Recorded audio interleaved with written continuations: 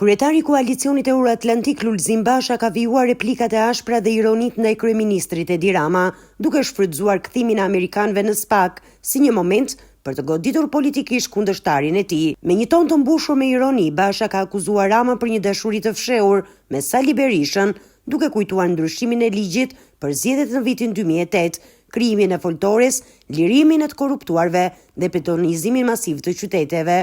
Sipas Bashës, Rama dhe Berisha kanë bashkëpunuar gjatë viteve për të betonuar pushtetin dhe për të kontrolluar gjithçka, përfshirë dhe mediat. O Rame, si ata adoleshentët Rame, do me fshet dashnin, po ku fshet dashnia jote me bufin më Ram, është e hershme.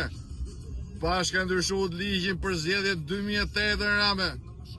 Pastaj bashk bot foltoren, i dhe vullën, lirut korruptumit, myllët listat, bot malit e betonit, keni bloku mediat bashkë Rame. Më Ram, dashni me paj keni u të dy, po doni me marrë gjithë Shqipnin paj më Rame. Nuk u ngopët. Po prap së përgjigjesh. Ku i ke shokët më Ram? Si the, ikën Amerikanët. Po të shimë Rame, pse ke ras shuk, se ka merr vesh Rama që jo këthy Amerikanët? Apo, hajde 7 Rame, më e keqja s'ka ardha la, 313.